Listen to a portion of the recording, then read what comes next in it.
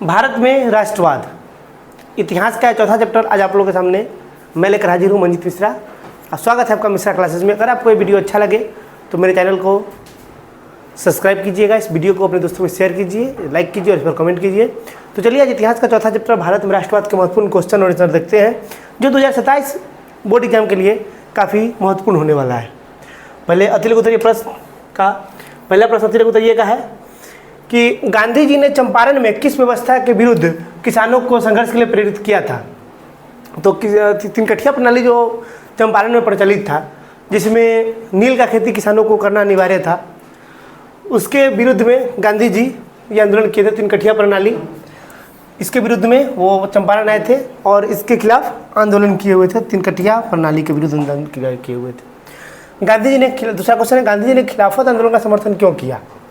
तो हिंदू मुस्लिम का जो एकता था भारत में, उसको मजबूत करने के लिए खिलाफत आंदोलन का समर्थन किया था। उनका मानना था कि इस आंदोलन को अगर समर्थन देंगे तो भारत में हिंदू मुस्लिम की एकता काफ़ी मजबूत होगी। अगला क्वेश्चन है कि असहयोग आंदोलन में चौरी चौरा घटना क्या व्यवस्था, मतलब क्या महत्व है। असहयोग आंदोलन जब शुरू हुआ था भारत में तो बहुत बड़ा एक जन आंदोलन बनते जा रहा था, किंतु गोरखपुर के एक चौरी जगह पर जब ये घटना हुआ 1922 ईस्वी में, तो गांधी जी ने इस आंदोलन को वापस ले लिया। अतः चौरी कांड जो है असहयोग आंदोलन के समाप्ति का एक कारण था। स्वराज पार्टी का गठन किस उद्देश्य से किया गया। चौथा क्वेश्चन, स्वराज पार्टी का गठन किस उद्देश्य से किया गया। तो ब्रिटिश विधान परिषदों में प्रवेश कर सरकार की नीतियों का विरोध करने तथा स्वशासन की मांग करने और आगे बढ़ाने के लिए स्वराज पार्टी का गठन किया गया। तो क्वेश्चन है आप लोगों से कि स्वराज पार्टी का गठन किया कौन था, जल्दी बोलो। स्वराज पार्टी का गठन कौन किया था, गलती होगी चला के देखते हैं। स्वराज पार्टी का गठन किया गया था। कांग्रेस के किस अधिवेशन में पूर्ण स्वराज की मांग की गई थी। कांग्रेस के किस अधिवेशन में। तो लाहौर अधिवेशन जो हुआ था 1929 ईस्वी में पूर्ण स्वराज की मांग सर्वप्रथम पहले किया गया था। इस अधिवेशन की अध्यक्षता पंडित जवाहरलाल नेहरू ने किया था, 1929 ईस्वी में हुआ था। और इसी अधिवेशन में निर्णय लिया गया था कि प्रत्येक वर्ष 26 जनवरी को हम लोग क्या मनाएंगे, स्वतंत्रता दिवस। अगला क्वेश्चन है कि गांधी जी ने दांडी यात्रा क्यों शुरू किया था। तो नमक कानून के उल्लंघन के लिए गांधी जी दांडी यात्रा शुरू किए थे। इसमें उनके साथ उनके 78 अनुयायी शामिल थे इस यात्रा में। इनका इस यात्रा का उद्देश्य था नमक कानून तोड़कर सरकार की नीतियों का विरोध करना। इस आंदोलन को बाद में हम लोग सविनय अवज्ञा आंदोलन के नाम से भी जानने लगे। 1932 के पुणे समझौता में से आपका क्या परिणाम हुआ। तो आंसर होगा कि पुणे समझौता के अनुसार दलित को संयुक्त निजात भाषाओं में आरक्षित सीटें दी गई। तो आरक्षण की शुरुआत पुणे पैक्ट से 1932 ईस्वी में हुआ था।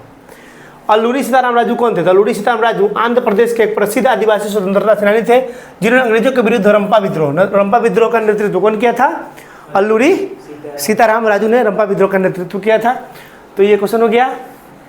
चलिए अब आते हैं अतिरिक्त उत्तरीय प्रश्न पर कि भारत में राष्ट्रवाद के उपनिवेशवाद विरोधी आंदोलन कैसे विकसित हुआ। भारत में राष्ट्रवाद तथा उपनिवेश विरोधी आंदोलन से कैसे विकसित हुआ। तो कहा गया कि भारत में राष्ट्रवाद का विकास अंग्रेजों की दमनकारी नीतियों के विरोध से हुआ था। जब अंग्रेजों का जो दमनकारी नीति थी, जो किसानों पर जबरदस्ती अपने मर्जियों को थोपना तथा अलग अलग क्षेत्रों में भारतीयों को महत्व न देना, राजनीतिक दृष्टि से भारतीयों को काफ़ी कमजोर समझना, यहाँ से भारत में राष्ट्रवाद की शुरुआत इसी को माना गया। अंग्रेज द्वारा किए गए आर्थिक, राजनीतिक और सामाजिक शोषण के कारण लोगों में राष्ट्रीय चेतना जागी, स्वतंत्रता आंदोलन के राष्ट्रवाद को मजबूत बना दिया। अगला क्वेश्चन है कि प्रथम विश्व युद्ध में भारतीय राष्ट्रीय आंदोलन किस प्रकार बढ़ावा दिया। तो प्रथम विश्व युद्ध के दौरान महंगाई, करों में वृद्धि, बेरोजगारी बढ़ी, इससे जनता में अंग्रेजी शासन के प्रति असंतोष बढ़ गया। कर बढ़ गया, बेरोजगारी लगातार बढ़ते गया, अंग्रेज द्वारा किया गया वादा खिलाफी, ये सब के कारण जो भारतीय जनता में जो है असंतोष बढ़ गया और लोग राष्ट्रीय आंदोलन से के बड़ी संख्या में शामिल हो गए। क्वेश्चन है कि साइमन कमीशन भारत क्यों आया। भारतीय ने इस पर क्या प्रतिक्रिया दी। तो जो साइमन कमीशन था वो निर्वाचन संबंधी एक आयोग था, जिसमें 7 सदस्यीय टीम का गठन किया गया था। और सबसे बड़ी बात थी कि इसमें एक भी भारतीय को शामिल नहीं किया गया था। तो आंसर है इसका कि साइमन कमीशन 1928 में भारत आया। ये जो अधिनियम था 1919 की समीक्षा तथा 1919 अधिनियम की समीक्षा करना तथा संवैधानिक सुधारों की सिफारिश करने के लिए भारत आया था। इस जो 7 सदस्यीय टीम था उसमें एक भी भारतीय सदस्य नहीं था। ये राजनीतिक विश्लेषक था और ये जो भारत के राजनीति में एक भी भारतीय का न होना, ये भारतीयों को रास नहीं आया, जिस कारण इसका भारतीयों ने कड़ा विरोध किया। पूरे देश में यहाँ साइमन गो बैक के नारे लगने लगे और काले झंडे दिखाने लगे। इसी में प्रदर्शन करते हुए हमारे जो स्वतंत्रता सेनानी थे लाला लाजपत राय पुलिस के डंडा के शिकार हुए और कुछ समय बाद उनकी उससे मृत्यु हो गई। तो काफ़ी गहरा इसका प्रतिक्रिया था भारतीयों के बीच, जिससे लाला लाजपत राय की मृत्यु हो गई। सभी ने क्या था, साइमन कमीशन के विरोध में प्रदर्शन करते हुए। अगला क्वेश्चन है, नमक यात्रा पर एक टिप्पणी लिखना है। तो महात्मा गांधी ने 12 मार्च 1930 ईस्वी को साबरमती आश्रम से दांडी तक नमक यात्रा प्रारंभ की। 6 अप्रैल 1930 को समुद्र से नमक बनाकर अंग्रेजों के नमक कानून का उल्लंघन किया। इसे सविनय अवज्ञा आंदोलन की शुरुआत भी हुई। अगला क्वेश्चन है कि स्वराज दल की उपलब्धियां बताना है।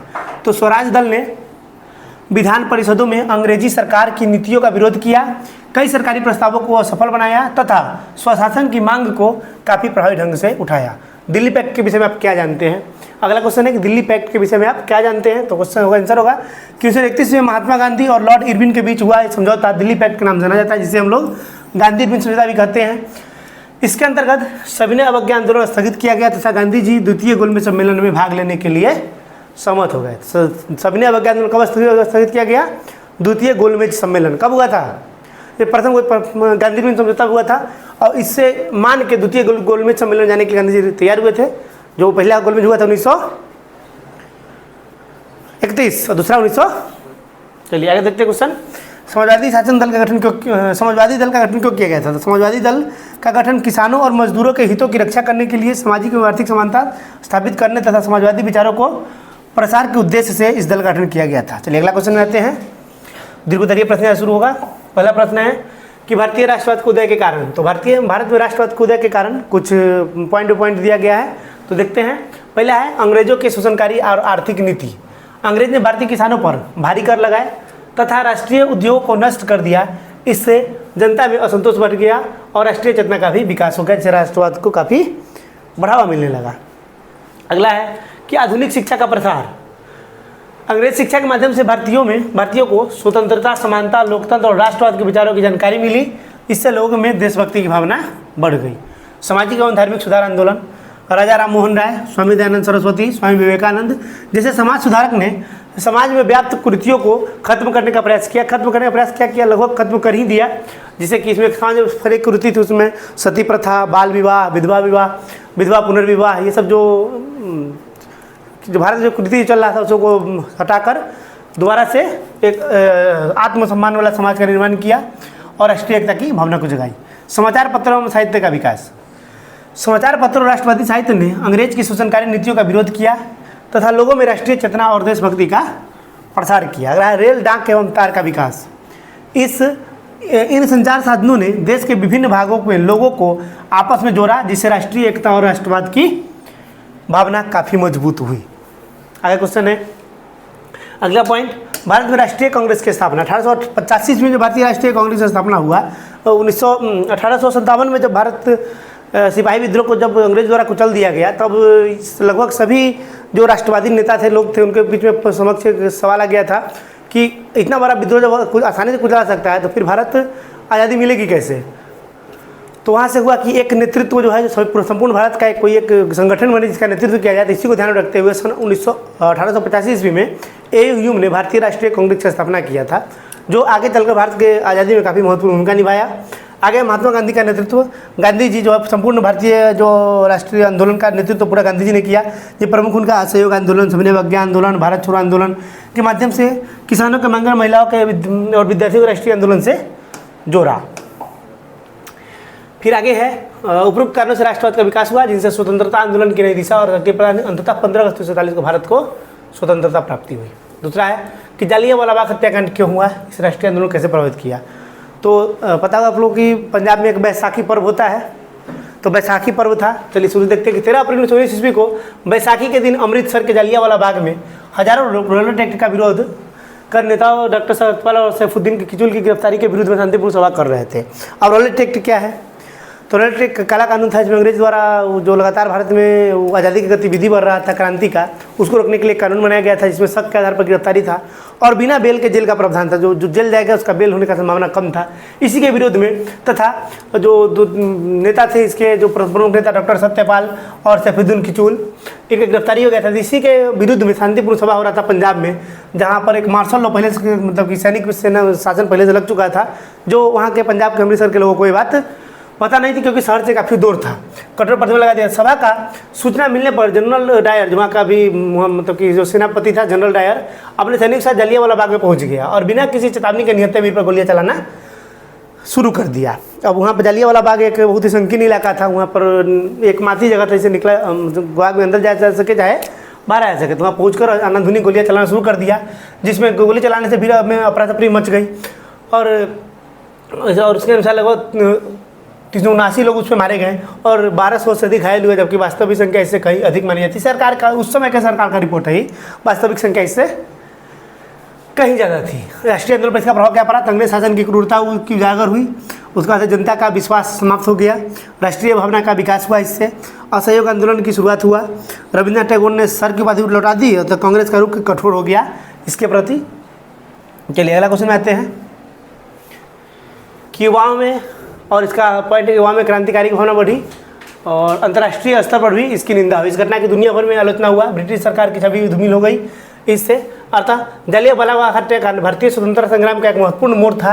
इस घटना ने भारतीयों में यह विश्वास दिलाया कि अंग्रेज शासन से न्याय की अपेक्षा नहीं की जा सकती। परिणाम स्वरूप राष्ट्रीय आंदोलन अधिक व्यापक, संगठित और तीव्र हो गया तथा स्वतंत्रता प्राप्ति की लड़ाई को एक नई दिशा मिल गई।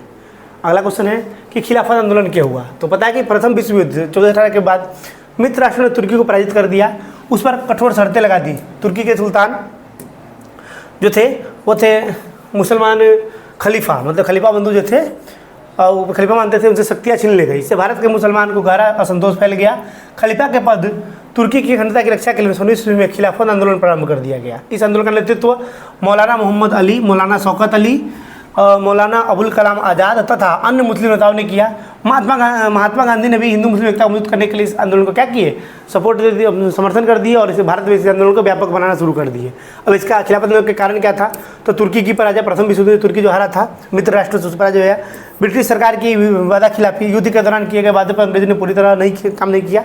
वादा किया गया था कि अगर भारतीय सेना अगर साथ दे रहा है अंग्रेज का तो वो भारत छोड़ के चले जाएंगे, कुछ और सुविधाएँ भी दिया भारत को देना जाना था, जो ब्रिटिश वादा खिलाफी कर दिया ब्रिटिश सरकार। उसमें मुस्लिम धार्मिक भावनाओं का ठेस, मतलब खलीफा का अपमान से भारतीय मुसलमान भी आहत हो गए थे और तुर्की की अखंडता पर संकट, तुर्की के क्षेत्र में बांटने का प्रयास किया गया था, जिससे सभी लगभग दुनिया के सभी देशों के मुस्लिम लोग काफ़ी नाखुश थे। अगला है कि खिलाफत आंदोलन का महत्व क्या था? तो हिंदू मुस्लिम एकता को बढ़ावा मिला। महात्मा गांधी ने इसे असहयोग आंदोलन में जोड़ दिया। राष्ट्रीय आंदोलन का व्यापक जन समर्थन प्राप्त हो गया। लाखों लोगों ने विदेशी वस्तुओं का, सरकारी संस्थाओं का बहिष्कार करना शुरू कर दिया। भारतीय स्वतंत्रता आंदोलन में नई दिशा मिली। इसी तरह कहा जा सकता है कि खिलाफत आंदोलन भारतीय राष्ट्रीय आंदोलन का एक महत्वपूर्ण चरण था। इसने हिंदू मुस्लिम एकता को मजबूत किया, असहयोग आंदोलन को जन आंदोलन बनाया और अंग्रेजी शासन के विरुद्ध संघर्ष को अधिक प्रभावशाली बनाया। अगला क्वेश्चन है कि असहयोग आंदोलन और सविनय अवज्ञा आंदोलन के स्वरूप में क्या अंतर था? महिलाओं का सविनय अवज्ञा आंदोलन में भूमिका बताना है। तो पहले असहयोग आंदोलन को समझते हैं कि असहयोग आंदोलन की शुरुआत महात्मा गांधी ने 1920 ईस्वी में की थी। इसका उद्देश्य अंग्रेजी शासन के साथ किसी भी प्रकार का सहयोग न करना था। इस आंदोलन के अंतर्गत सरकारी विद्यालय, कॉलेज, अदालत, सरकारी नौकरियों तथा विदेशी वस्तुओं का बहिष्कार करना था और लोगों को स्वदेशी वस्तुएं के प्रयोग के खादी अपनाने का आह्वान किया गया। यह आंदोलन पूरी तरह अहिंसक था। 1922 ईस्वी में चौरी चौरा घटना के बाद गांधी जी ने इसे वापस ले लिया। जो पहला था सहयोग आंदोलन, पूर्ण रूप से इसको स्वदेशी आंदोलन बनाना था और इस स्वदेशी पर ध्यान दिया गया था और सरकार के पूर्ण नीति, पूर्ण उसका जो संगठन था सभी का पूर्ण रूप से विरोध करना था। यह काफ़ी व्यापक आंदोलन बन गया हुआ था। सविनय अवज्ञा आंदोलन देखेंगे। सविनय अवज्ञा आंदोलन की शुरुआत महात्मा गांधी ने किया था, 1930 ईस्वी में हुआ था। दांडी यात्रा से शुरुआत हुआ था इसका उद्देश्य अन्यायपूर्ण अंग्रेजी कानून का शांतिपूर्ण से उल्लंघन करना, पूर्ण स्वराज प्राप्त करना था। इस आंदोलन में नमक कानून तोड़ा गया, करों का बहिष्कार किया गया तथा विदेशी वस्तुओं का विरोध किया गया। यह भी पूर्णतः अहिंसक आंदोलन था, लेकिन इससे केवल असहयोग नहीं बल्कि न्यायपूर्ण कानून का भी खुली अवज्ञा की है। मतलब कि आपके पूरा अनुशासन में रहकर सभी ने, मतलब सब पूरा विनय के साथ, जो आपकी आज्ञा को हम न मानेंगे, इस तरह गांधी जी पूरा खुला चुनौती ब्रिटिश सरकार को दिया गया था कि आपके अनुशासन पूरा, मतलब अहिंसक, पूरा अहिंसा में रहकर और अहिंसक ढंग से हम आपके नीतियों का विरोध करेंगे, आपके कानून का विरोध करेंगे, गांधी जी का मानना था। वैसे महिलाओं का योगदान क्या था? तो दोनों में महिलाओं ने काफ़ी महत्वपूर्ण भूमिका निभाई थी।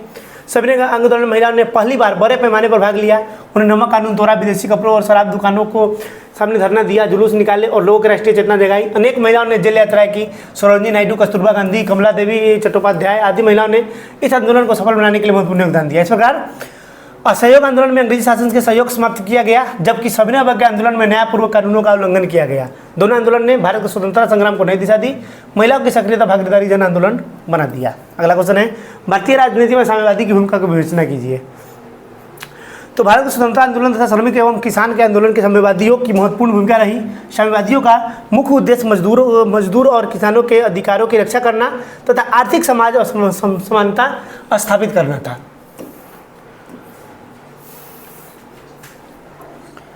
साम्यवादियों की भूमिका इसमें क्या था? देखिए, साम्यवादी विचारधारा का प्रसार, साम्यवादी विचार विश्व में अगर देखा जाए, साम्यवादी विचारधारा का प्रसार करने का मुख्य श्रेय किसको जाता है? कार्ल मार्क्स को जाता है। और मतलब कार्ल मार्क्स जो है समाजवाद का जनक ही कार्ल मार्क्स को माना जाता है। ऐसे तो बहुत सारे नेता उनसे पहले भी हुए थे, लेकिन सर्वाधिक प्रसार करने में कार्ल मार्क्स का योगदान माना जाता है। जो कार्ल मार्क्स रूसी क्रांति गए, उन्हीं के अधिपति आधारित, उन्हीं के पूरा मार्गदर्शन पे चलकर रूस में भी क्रांति हुआ था और जार का शासन समाप्त हुआ था। उसी प्रकार यहाँ पर क्या हुआ, जब समाजवादी विचारधारा कैसे मतलब प्रभावित किया देखना है, तो पहला पॉइंट है साम्यवादी विचारधारा का प्रसार। साम्यवादियों ने भारत में समाजवाद और साम्यवाद के सिद्धांतों का प्रचार किया तो आर्थिक सामाजिक समानता पर बल दिया। भारतीय कम्युनिस्ट पार्टी की स्थापना 1925 ईस्वी में कानपुर में भारतीय कम्युनिस्ट पार्टी CPI की स्थापना हुई, जिसने मजदूरों और किसानों को संगठित किया। मजदूर आंदोलन, साम्यवादियों ने विभिन्न उद्योगों में हड़ताल और श्रमिक आंदोलन नेतृत्व किया, तो मजदूरों को का वेतन, कार्य घंटे और सुविधाओं के लिए संघर्ष किया। किसान आंदोलनों में योगदान, उन्होंने किसानों को जमींदारों और अंग्रेजी सरकार के शोषण के विरुद्ध संगठित किया तथा उनके अधिकारों के लिए आंदोलन भी चलाया। आगे स्वतंत्रता आंदोलन में भागीदारी, साम्यवादियों की स्वतंत्रता आंदोलन में भागीदारी क्या थी? तो साम्यवादियों ने ब्रिटिश साम्राज्यवाद का विरोध किया और राष्ट्रीय आंदोलनों को सक्रिय भूमिका निभाई। साम्यवादियों की यह आंदोलन से क्या गया? सामाजिक समानता पर बल, उन्होंने वर्ग भेद, शोषण और असमानता को समाप्त करने तथा समान अधिकारों की स्थापना के लिए समर्थन किया था। मतलब कि अगर अंग्रेज से आज़ादी के साथ साथ एक सशक्त और मजबूत भारत का निर्माण करने में भी उस समय साम्यवादियों का काफ़ी अहम योगदान माना जाता था। इस प्रकार भारतीय राजनीति में साम्यवादियों ने मजदूरों और किसानों के हितों की रक्षा की, सामाजिक आर्थिक समानता और औपनिवेशिक शासन के विरोध में महत्वपूर्ण भूमिका निभाई। उनके प्रयासों ने भारतीय राजनीतिक और श्रमिक आंदोलन को एक नई दिशा प्रदान की। अगला क्वेश्चन है कि 20वीं शताब्दी में किसान आंदोलनों का संक्षिप्त परिचय दीजिए। तो 20वीं शताब्दी में किसान अंग्रेजी शासन और जमींदारों के शोषण के विरुद्ध कई महत्वपूर्ण आंदोलन हुए। कुछ निम्नलिखित है, जैसे पहला है चंपारण का किसान आंदोलन। चंपारण किसान आंदोलन जिसका प्रमुख नेता कौन थे? राजकुमार शुक्ला, जो मतलब उनके बहुत अनुरोध करने पर गांधी जी इस आंदोलन का नेतृत्व करने का स्वीकार किए थे। ऐसे मुख्य नेता अगर किसान नेता माना है तो राजकुमार शुक्ला ही थे। तो इसके बाद देखते हैं कि नील की 3 कठिया प्रणाली और किसानों पर हो रहे अत्याचार के विरुद्ध महात्मा गांधी ने आंदोलन किया। सरकार किसानों को मांग माननी पड़ी और 3 कठिया प्रणाली समाप्त हुई चंपारण 1917 ईस्वी में। यह चंपारण सत्याग्रह महात्मा गांधी द्वारा भारत में किया गया पहला सत्याग्रह था। इससे पहले अपने जीवन का पहला सत्याग्रह उन्होंने अफ्रीका में किया था। अब खेरा आंदोलन, गुजरात के खेरा 1928 में आंदोलन हुआ था।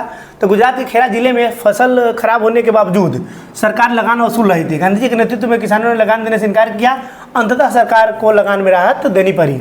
और अवध किसान आंदोलन 1920-21, उत्तर प्रदेश के अवध क्षेत्र में किसानों ने अधिक लगान, बेगार और जमींदारों के अत्याचार के विरुद्ध आंदोलन किया। इस आंदोलन का नेतृत्व बाबा रामचंद्र ने किया।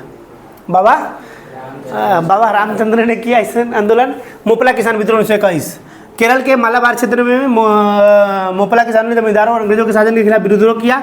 यह आंदोलन बाद में हिंसक हो गया, जिसका नेतृत्व अली मुसालियार ने किया था। बारदौली सत्याग्रह 1928, गुजरात के बारदौली में सरकार द्वारा भू राजस्व बढ़ाने के विरोध में सरदार वल्लभ भाई पटेल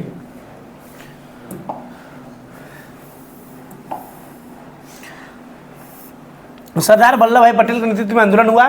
सरकार को कर वृद्धि वापस लेनी पड़ी और पटेल को सरदार की उपाधि मिली। किसके द्वारा मिली थी सरदार को पटेल की उपाधि? वल्लभ भाई पटेल को सरदार की उपाधि कौन दिया था? बारदौली की महिलाओं के द्वारा उन्हें सरदार की उपाधि दी गई थी। सरदार वल्लभ भाई पटेल उस समय से करने लगे। तो तेलंगाना किसान आंदोलन 1945-46-51 में हैदराबाद राज्य के किसानों ने जमींदारों और निजाम के अत्याचारों के विरुद्ध संघर्ष किया। इसका उद्देश्य किसानों की भूमि का अधिकार दिलाना था।